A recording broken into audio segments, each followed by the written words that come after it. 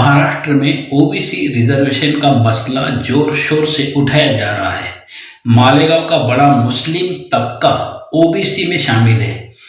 इसका फायदा भी मुस्लिम ओबीसी समाज को मिल रहा है, लेकिन फिलहाल चालू आंदोलन में मुस्लिम समाज की ओर से कोई भी हलचल क्यों नहीं है?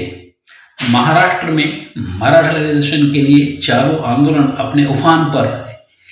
जरांगे पाटिल ने हंगामा खड़ा किया है। ओबीसी आरक्षण में से ही इन्हें हिस्सेदारी चाहिए। इस आंदोलन में बड़े पैमाने में आगजनी के वाकयात हुए। कुछ नेताओं के साथ मारपीट हुई, बोलने पर पाबंदी लगाई गई। सभी नेता, खासकर ओबीसी समाज डरा हुआ है।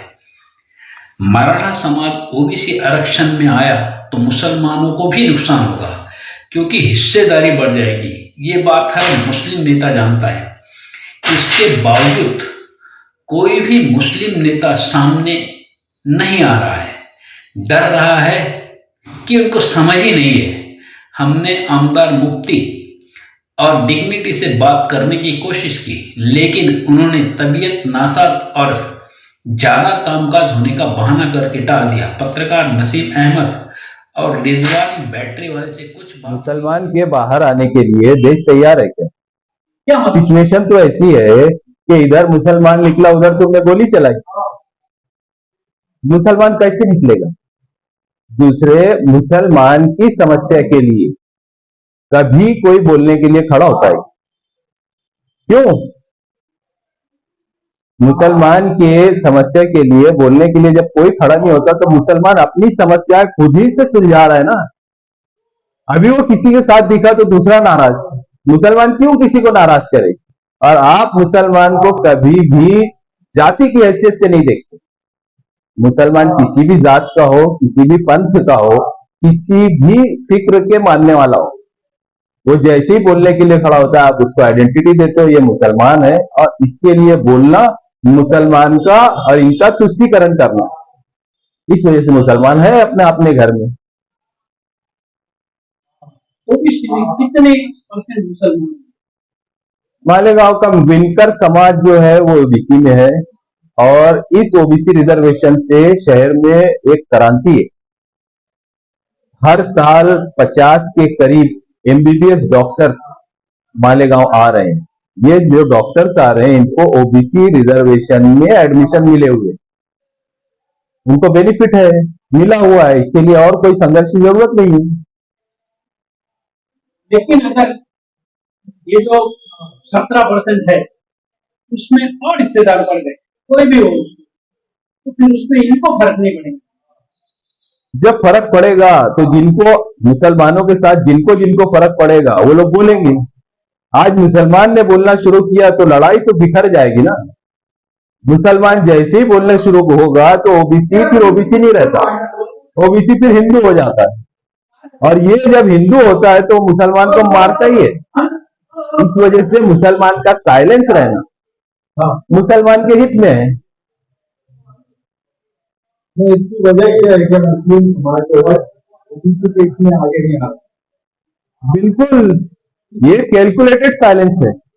अगर मुसलमान बोला तो फिर सामने बैठा हुआ ओबीसी ओबीसी नहीं रहेगा, वो हिंदू हो जाएगा। और हिंदू हो जाएगा तो मुसलमान का एडवर्सरी रहेगा, वो मुसलमान को दुश्मन मानेगा और मुसलमान की आवाज दबाने की कोशिश होगी। दूसरा रास्ता रोड आ जाएगा। जाहिर सी बात है, ऐसे ही होगा। आज तक तो देश में ऐसे ही होता है। मुसलमान को हक मांगना सबसे बड़ा पाप माना जाता है इस देश में, और 2014 के बाद को बहुत बड़ा पाप है। मुस्लिम समाज अगर कोई विषय लेके आ रहा है तो उसको एक नागरिक के हैसियत से नहीं, उसको मुस्लिम समाज के नजरिए से देखा जाता है, पापी की नजरिए से देखा जाता है। हक मांगने वाला नागरिक तो दूर की बात, मुसलमान ने हक मांगा तो पापी किया। मैं आपको उदाहरण देता हूं। मालेगांव म्युनिसिपल कॉर्पोरेशन में कितने एम्प्लॉइज मुस्लिम जातियों से आते हैं? जनसंख्या कितनी यहाँ की, वहां के एम्प्लॉइज कितने, और टोटल एम्प्लॉइज में मुसलमान जातियों की संख्या कितनी है? क्यों नहीं है? क्यों नहीं है? मुसलमान क्वालिफाइड नहीं है। पूरे देश में मालेगांव एकमात्र ऐसा गांव है, ऐसा शहर है जहां का मुसलमान वेल क्वालिफाइड है। मालेगांव की मुस्लिम बच्ची ढूंढने से नहीं मिलेगी कि जो स्कूल नहीं गई।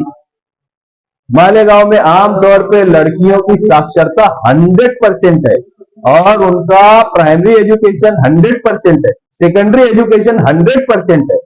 सेकेंडरी एजुकेशन के बाद आप सवाल खड़े कर सकते हैं कि वो ग्रेजुएशन तक गई कि नहीं गई। इतनी अच्छी शिक्षण व्यवस्था शहर में होने के बाद में भी मुसलमान को नौकरी नहीं है, क्यों नहीं है?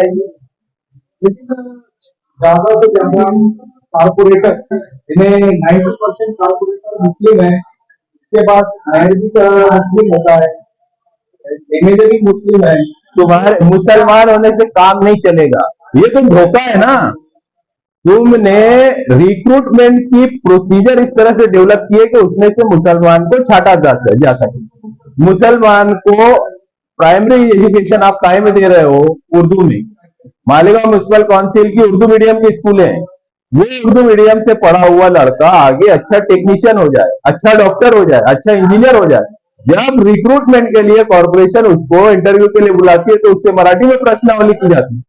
उसके टैलेंट का एग्जामिनेशन नहीं करते हो आप, उसको बाहर करने के लिए कि वो मराठी बोल नहीं सकता, इस वजह से मराठी में एडमिशन मराठी में उसका टेस्ट लेते हो।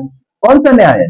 होना तो ये चाहिए था कि तुम उसका टेस्ट लो, अगर वो उसके फील्ड का माहिर है, एक्सपर्ट है, उसको जॉब दो और 3 महीने के लिए तुम्हारी टिप्पणी की राइटिंग के लिए, तुम्हारी रिपोर्ट बनाने के लिए मराठी का एजुकेशन कंपलसरी करो। इस तरह से तो मराठी जबान का भी फायदा होगा ना। मराठी जुबान में वो लोग आएंगे जो आज तक नहीं थे।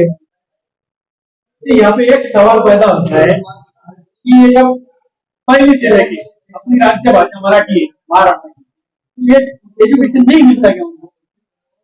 मराठी सब्जेक्ट उनको पढ़ाया जाता, लेकिन उस सब्जेक्ट के पढ़ाने वाले टीचर्स की क्षमता कितनी होती है? और आप 10 सब्जेक्ट पढ़ा रहे हैं, उसके साथ एक सब्जेक्ट मराठी पढ़ा रहे हैं, लैंग्वेज ऑफ इंस्ट्रक्शन आपकी मराठी नहीं है, इंग्लिश है, तो आप ये डिक्लेयर कर दो कि इंग्लिश सीखना या उर्दू सीखना पाप है। तुम मराठी सीख कर आओ तभी तुमको जॉब मिलेगी, तो फिर सब मराठी सीखेंगे। आप एक तो खुला रखते हो कि हर भाषा को सीखने में कोई पाप नहीं, अच्छी बात है। जब खुला रखा तो उसके टैलेंट का टेस्ट लो ना। आपके यहाँ अगर जॉब इंजीनियर की है तो वो कितना अच्छा इंजीनियर है ये देखो और उसको मराठी की ट्रेनिंग दो। इंक्लूसिव होना चाहिए ना, सर्व समावेशक आपका सिस्टम होना चाहिए। आपका तो एक्सक्लूडिव है, आप उसको बाहर करना चाहते हैं, ये आपके दिल में पाप है।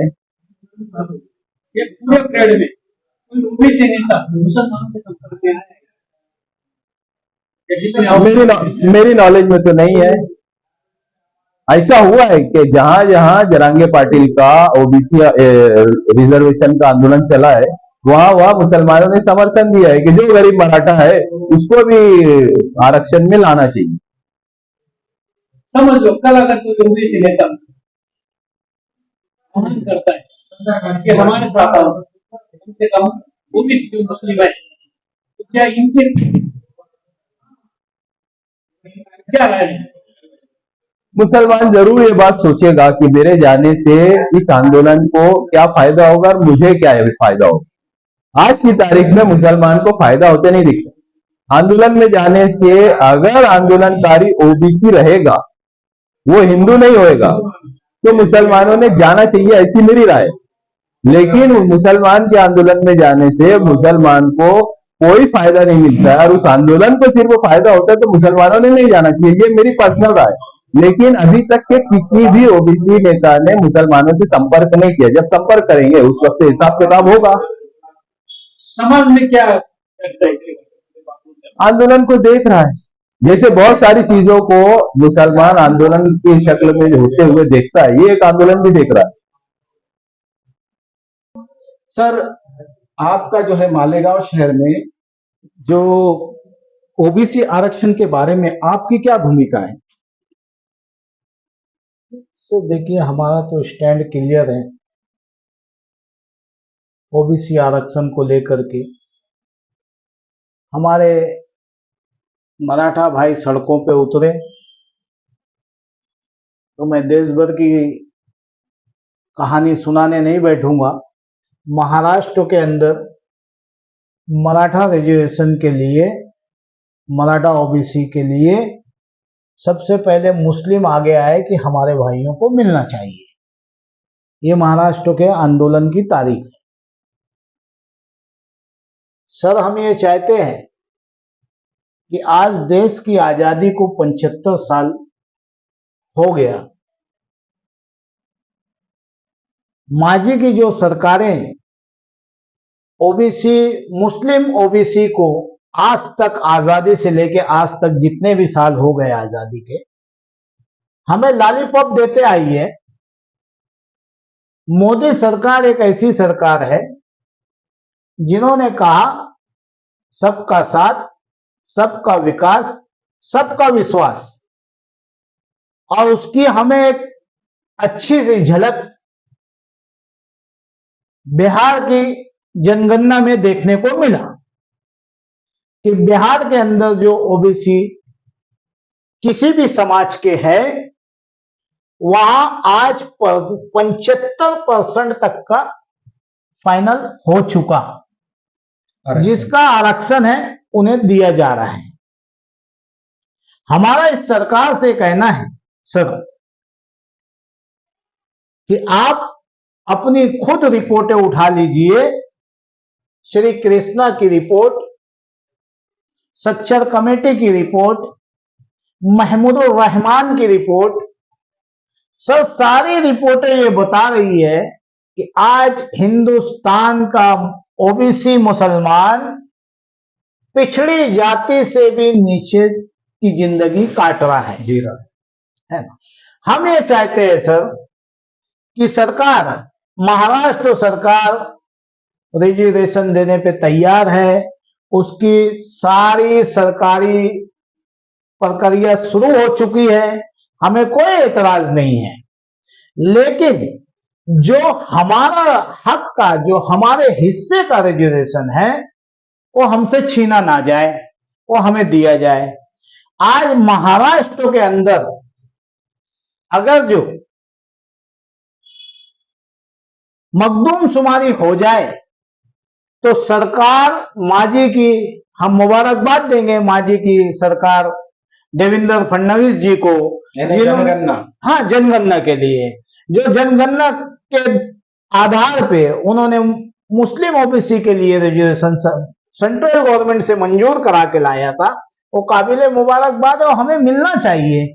आज जनगणना हो जाए, मखदूमशुमारी हो जाए, तो आप जो हमें ओबीसी, मुस्लिम ओबीसी रिजर्वेशन दे रहे हैं, उससे कहीं ज्यादा हमारा निकलेगा।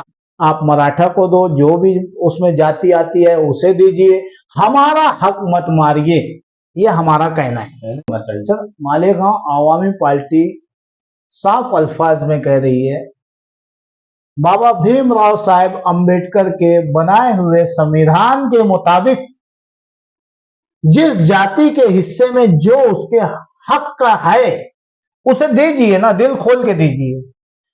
आपकी सरकार बड़े दिल वाली है, थोड़ा बड़ा चढ़ा के दीजिए, आप हमें कम नहीं होना चाहिए। मालेगांव शहर के मौजूदा एमएलए साहब ओबीसी, साबिक एमएलए साहब, माजी एमएलए साहब ओबीसी, मेयर ओबीसी, नायब mayor OBC, standing committee OBC, सारे ओबीसी के लोग जो खुद उसमें आते हैं।